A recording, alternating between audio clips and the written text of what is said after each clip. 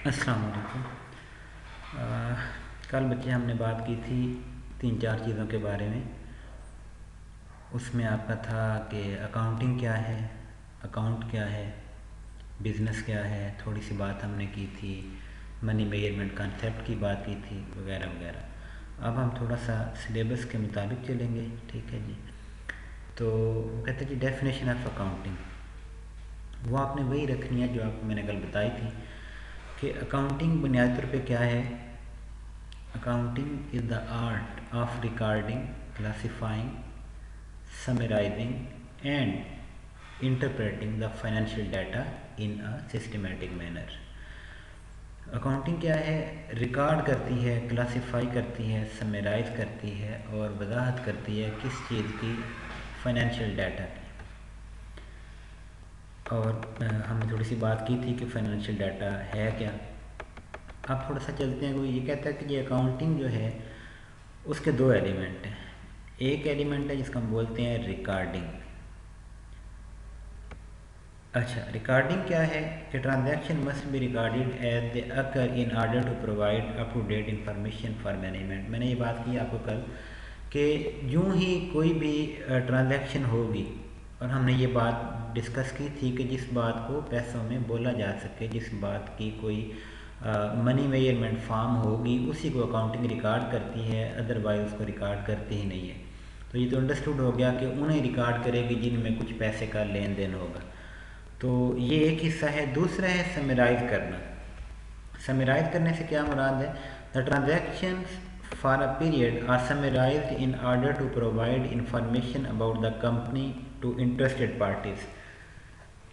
बात वही है कि हम अकाउंट्स बनाते ही क्यों हैं। जाहिर है हम उन लोगों के लिए बनाते हैं जिन्हें उसकी ज़रूरत है। तो जिन्हें ज़रूरत है उनके लिए जो वर्ड है वो है स्टेक होल्डर। इधर नहीं लिखा हुआ, आप उसको अपने पास नोट कर लीजिएगा कि हर वो बंदा जिसका कोई स्टेक है, जिसकी कोई इंटरेस्ट है हमारी कंपनी के साथ, हमारे अकाउंट्स के साथ, ठीक हो गया, तो वो हमारा स्टेक होल्डर है। और अमूमन जो आपके मेजर सबसे इम्पॉर्टेंट मैं समझता हूँ स्टेक होल्डर है, वो तो वो बंदा है जिसकी इन्वेस्टमेंट है, ठीक है। उसको सबसे ज़्यादा कंसर्न है कि मैं जो कर रहा हूँ, हमने बात की कि अगर बहुत छोटा बिजनेस है तो इतनी जमा तफरी की ज़रूरत ही कोई नहीं, वो सादा तरीके से भी कर सकता है। अब जब आप ACCA में आए हैं, इन द लॉन्ग रन क्या होगा कि आप इंशाल्लाह ताला जो मल्टी नेशनल लेवल की कंपनीज हैं हम उनके हिसाब से असल में बात कर रहे होते हैं।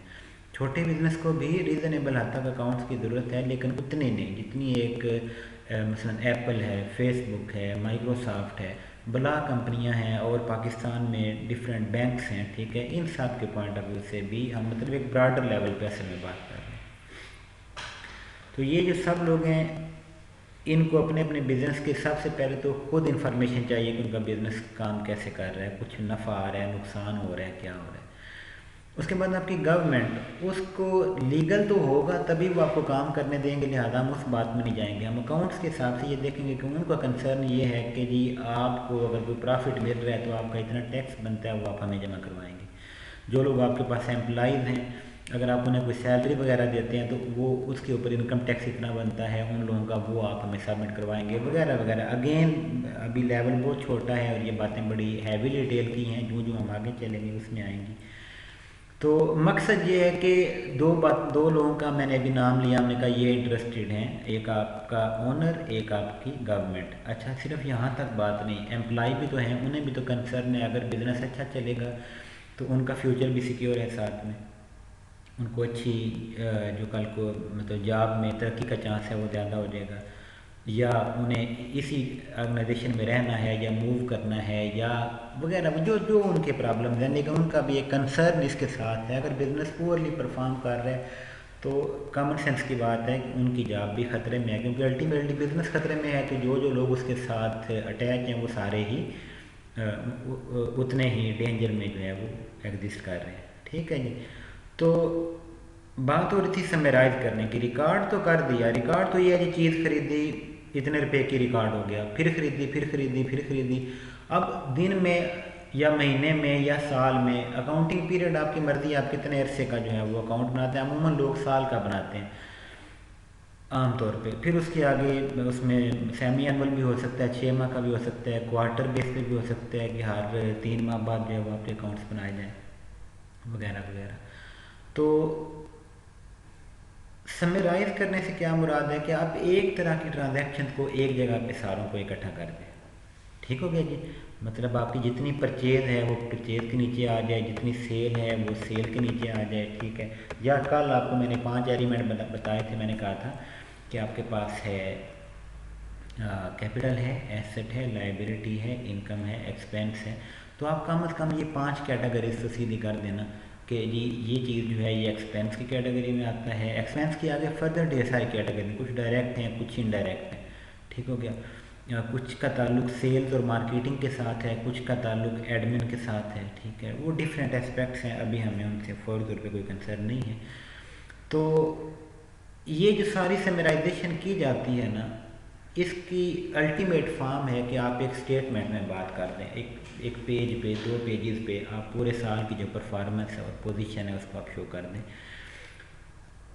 पोजीशन और परफॉर्मेंस 2 लफ्ज़ मैंने अभी यूज़ किए, उनका ताल्लुक इन 2 बातों के साथ है, इनकम स्टेटमेंट के साथ और आपकी बैलेंस शीट के साथ। इनकम स्टेटमेंट, इसका जो नया नाम है वो स्टेटमेंट ऑफ कॉम्प्रिहेंसिव इनकम है। ये बच्चे शो करती है परफॉर्मेंस फॉर अ पीरियड, हमेशा के लिए नहीं, एक ख़ास पीरियड के लिए। जैसे आपसे कोई बंदा पूछे जी आपकी पहली क्लास कैसी रही, दूसरी कैसी रही, तीसरी कैसी रही। अब हो सकता है पहली बहुत अच्छी रही हो, दूसरी मुनासिब रही हो, तीसरी बिल्कुल फजूल हो, या वाइस वर्सा, या तीनों ही अच्छी हों। तो ये एक एक की बात है।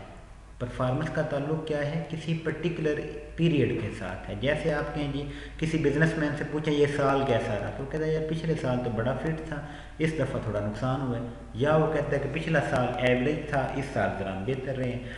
तो वो क्या आपको बताने की ट्राई कर रहा है कि ये पर्टिकुलर पीरियड कैसा रहा, ये सीज़न कैसा रहा। तो परफॉर्मेंस अमूमन एक मुख्तसर वक़्त के लिए होती है, वो महीना हो सकता है, दिन हो सकता है, घंटा हो सकता है, साल हो सकता है, डिपेंडिंग ऑन बिजनेस किस तरह का है। अच्छा, बैलेंस शीट क्या है? बैलेंस शीट आपको शो करती है पोजीशन।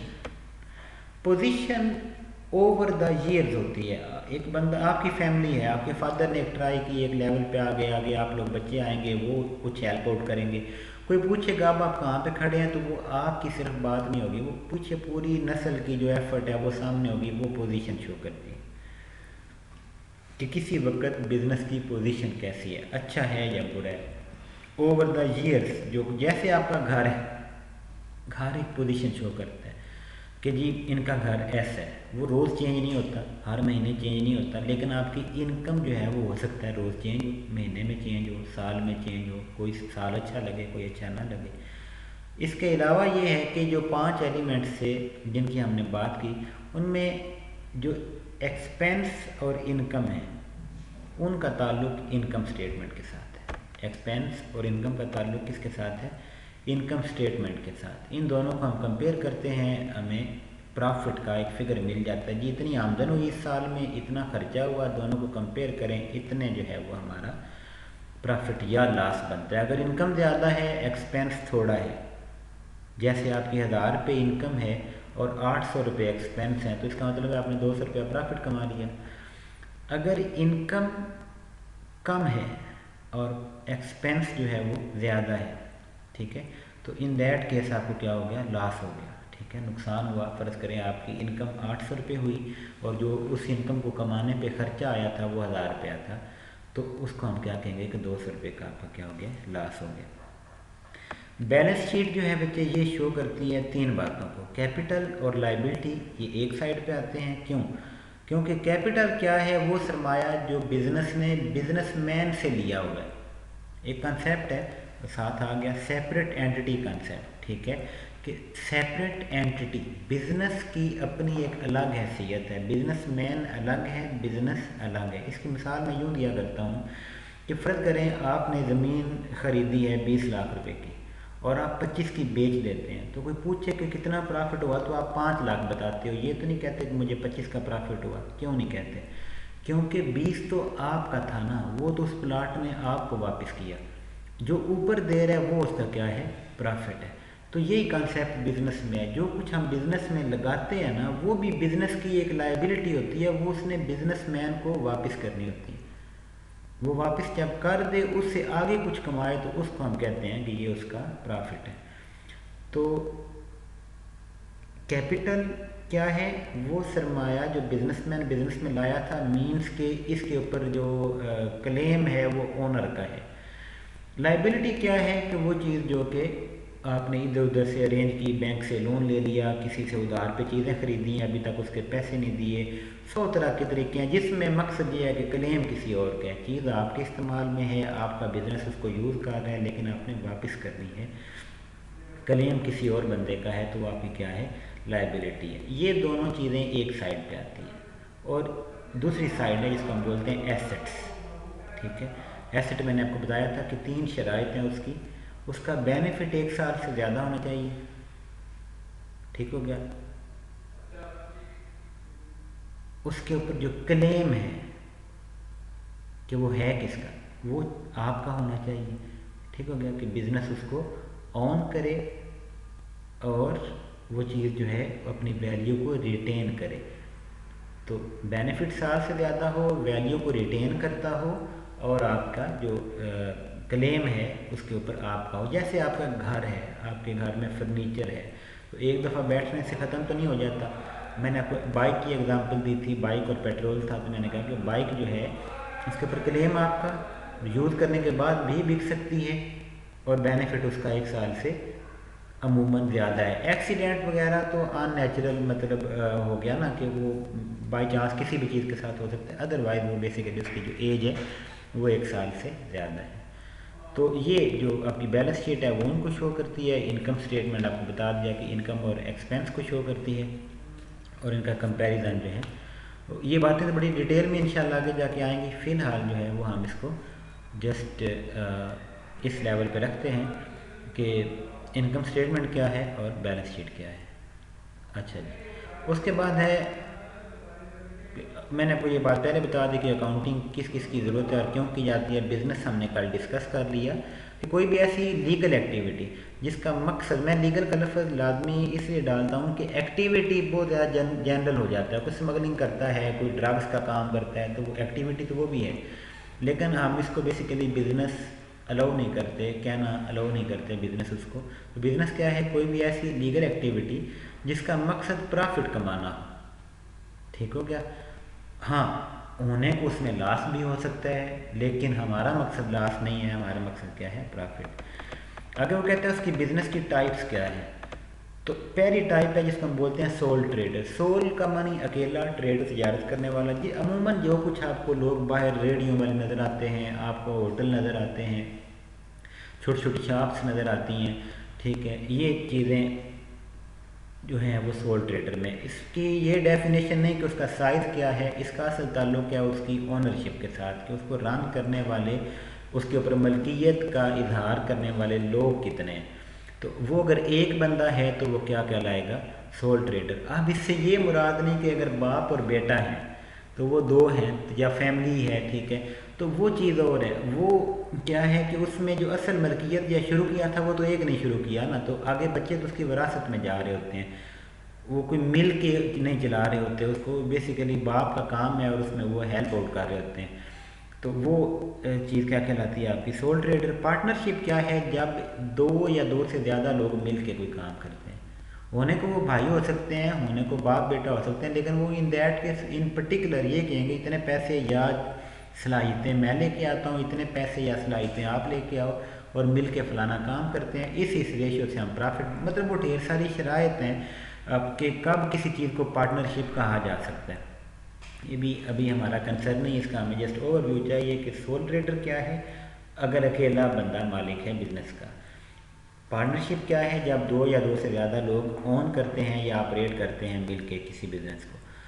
कंपनी, कंपनी क्या है कि ये इन दोनों मतलब पार्टनरशिप से नेक्स्ट स्टेप है, ठीक है जी।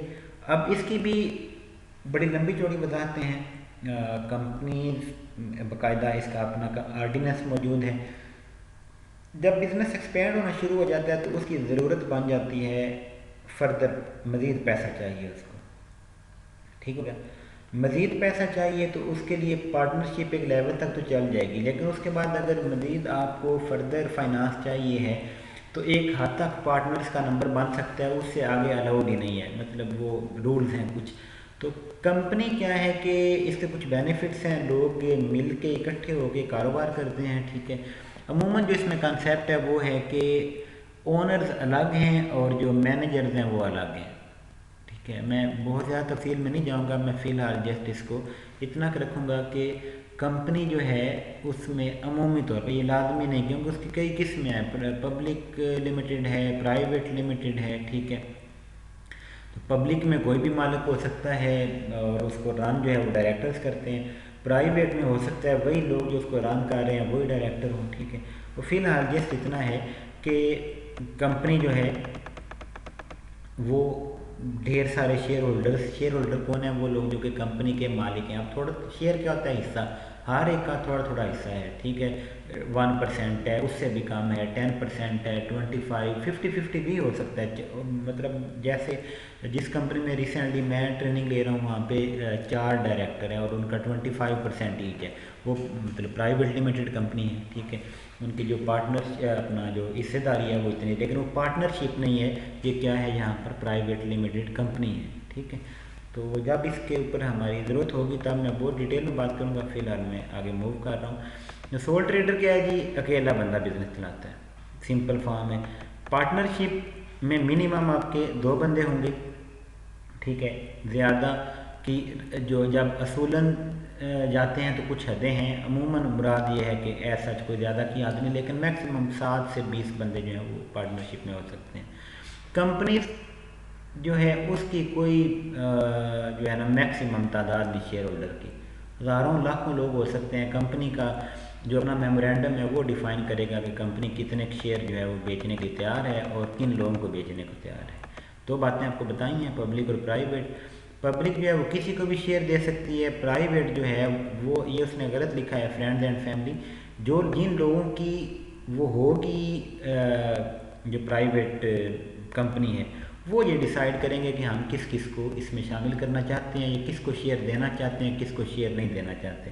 तो चाहे तो आप अपनी फैमिली को भी ना दें, चाहे आप बिल्कुल आउट सेंटर बंदे को दे लें, वो उनके ऊपर डिपेंडेंट है जिन्होंने मिलकर उस कंपनी को बनाया हुआ है। आ गया जी नॉन बिजनेस एंटिटीज़, इससे असल में मुराद है नॉन ट्रेडिंग कंसर्न, जिनका कोई बुनियादी जो है नॉट फॉर प्रॉफिट जिसको आप बोलते हैं।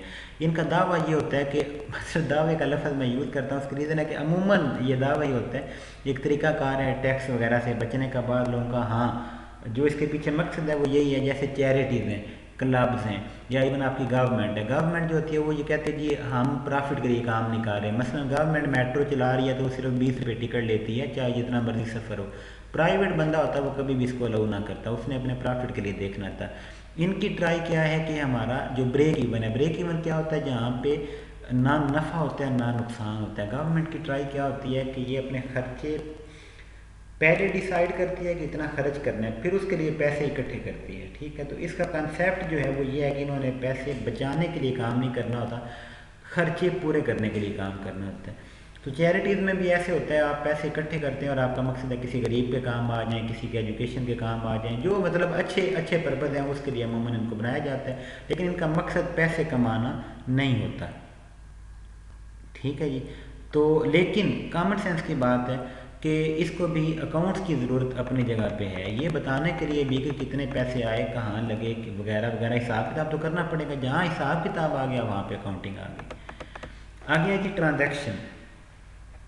तो कहता है transaction is an exchange of interest between 2 person और पार्टीज़, लेन देन 2 बंदों का आपस में। वो कह आपको एजुकेशन चाहिए थी, मुझे फ़ीस चाहिए थी, ठीक हो गया। तो आपने मुझसे रब्ता किया और हमारा जो है वो एक लेन देन बना, मैं आपको एजुकेशन डिलीवर करने की ट्राई कर रहा हूँ, आप मुझे जो उसके बदले में फ़ीस है वो पे करते हैं। तो ये क्या है, एक ट्रांजैक्शन है। जब हम कुछ ख़रीदते हैं एक ट्रांजैक्शन हुई, जब हम कुछ बेचते हैं एक ट्रांजैक्शन हुई, ठीक है। एक डॉक्टर इलाज करता है, सर्विस प्रोवाइड करता है, तो प्रोडक्ट और सर्विस, ये भी आपको पता होना चाहिए। प्रोडक्ट क्या है, जो फिज़िकली चीज़ें बेची जाती हैं, जो कुछ बेसिकली हमें नज़र आ रहा है बिका हुआ है, वो प्रोडक्ट्स हैं। सर्विसेज वो हैं जिन्हें हम खिदमात कहते हैं, डॉक्टर है, वकील है, अकाउंटेंट है, टीचर है, ये लोग जो हैं ये क्या प्रोवाइड करते हैं, बैंकर्स हैं, ये अमूमन आपको क्या प्रोवाइड करते हैं, सर्विसेज प्रोवाइड करते हैं। इनको टच नहीं किया जा सकता, चीज़ों को जो ये ऑफ़र करते हैं देखा नहीं जा सकता, लेकिन इनसे फ़ायदा लिया जाता है। जी, ट्रांजैक्शन की कहते हैं टाइप्स क्या हैं, दो टाइप्स हैं जी, एक कैश और एक क्रेडिट। कैश का मतलब है कि जो ट्रांजैक्शन है उसकी पेमेंट आपको फ़ौरन कर दी गई है या आपने कर दी है। अगर आप चीज़ ख़रीद रहे हैं तो आपने पेमेंट करनी है, अगर आप चीज़ बेच रहे हैं तो आपको मिलनी है।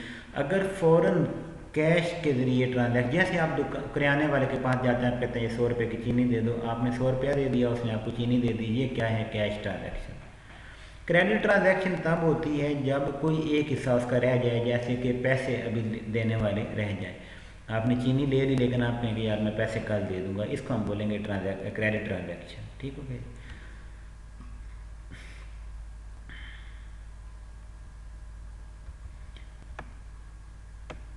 जी,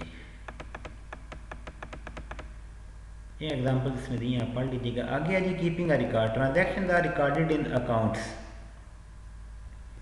The system of recording transactions is therefore called the accounting system. It is also called bookkeeping system, sometimes ledger accounts.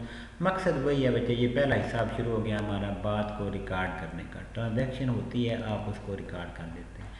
और जितने हाकिम माल एक अच्छी एग्जांपल है, आप वहाँ पर जाते हैं, आप बिस्किट का एक रैपर लें, वो पैकेट लें, 5 रुपये की चीज़ है, वो जब तक उसको मशीन में से नहीं गुजारेंगे, बाकायदा बार कोडर उसका कोड रीड करेगा, मशीन अपना कंप्यूटर में उसको रिकॉर्ड करेगा, आप उनको 5 रुपये देंगे और वो आपको बाकायदा उसकी रसीद देंगे। अब सोचने में ये है कि उनको ये महंगा पड़ रहा है, 5 रुपये की चीज़ है जो बाहर भी 5 रुपये की है, वो उसके ऊपर बाकायदा इलेक्ट्रिसिटी लगा रहे हैं, कंज्यूम हो रही है, उनकी हैवी किस्म की मशीनरी लगी हुई है, वो कंज्यूम हो रही है। ठीक है, सारा कुछ हो रहा है, लेकिन उनकी ज़रूरत है उसको रिकॉर्ड करना।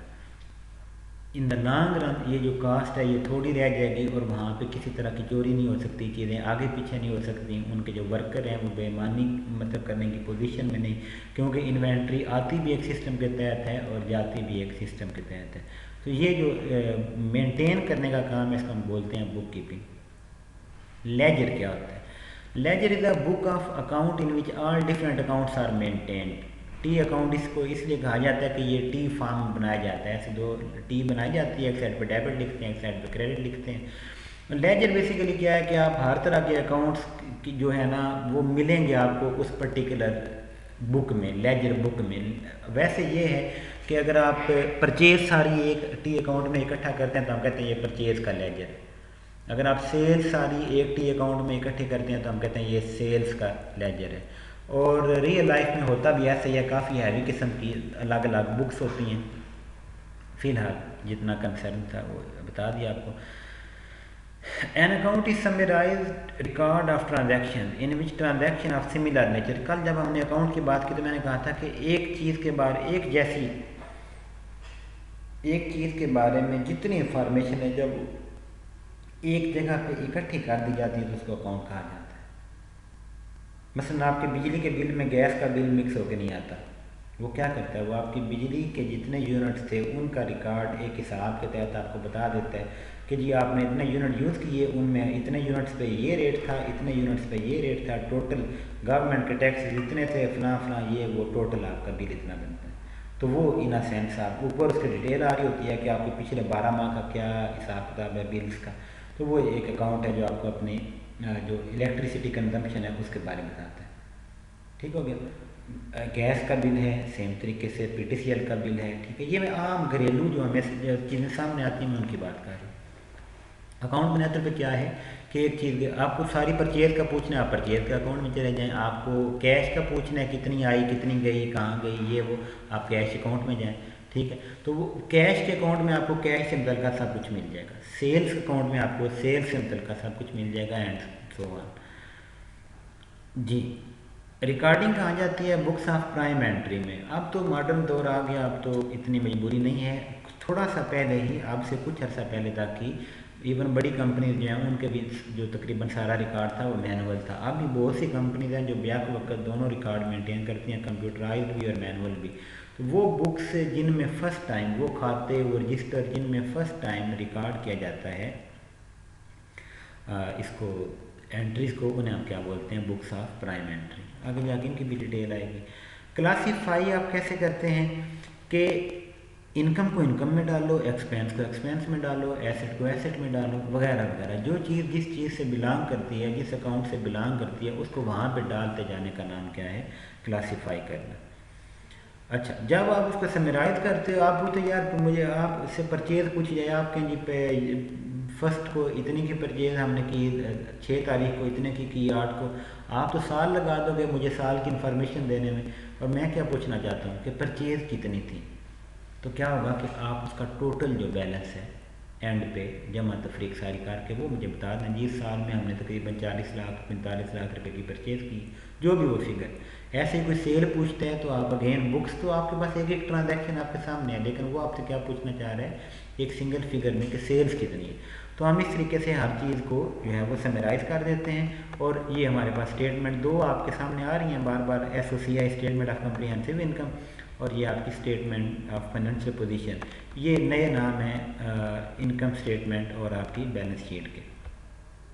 इसके अलावा 3 और हैं स्टेटमेंट्स, जिनमें एक स्टेटमेंट ऑफ कैश फ्लो है, अभी उससे वास्ता नहीं पड़ेगा, statement of changes in equity है, और एक नोट्स हैं। इन 3 से अभी फ़िलहाल हमें वास्ता नहीं पड़ेगा। तो इनकी बात मैंने पहले कर दिया, देखते हैं इसने क्या लिखा है। ये कहता है कि जी it is a statement which shows business financial performance for a certain period by comparing income and expenses. ये साल ये कैसा रहा, आप कहते हैं जी इस साल इतना कमाया इतना लगाया, आप दोनों को कंपेयर करते हो। अगर आपकी कुछ बचत हुई है तो प्रॉफिट है, अगर आपका ज़्यादा लग गया तो लॉस है। स्टेटमेंट ऑफ फाइनेंशियल पोजीशन क्या शो करती है, position at any given point of time bye presenting इस एसेट्स लाइबिलिटीज एंड कैपिटल। मैं आपको इसकी वजाहत पहले कर दी है कि कैपिटल और लाइबिलिटी एक साइड पे आएंगे और एसेट जो है वो एक साइड पे आएंगे। ये भी आपको बता दिया कि कैपिटल और लाइबिलिटी को इकट्ठा क्यों रखा जाता है और एसेट्स को इकट्ठा या दूसरी साइड पे क्यों रखा जाता है। ठीक है जी। फर्दर कोई क्वेश्चन हुआ तो आप मुझे जो है वो स्काइप पे या फेसबुक पे जहाँ पर भी रब्ता करना चाहें कर सकते हैं। अल्लाह हाफ़िज़।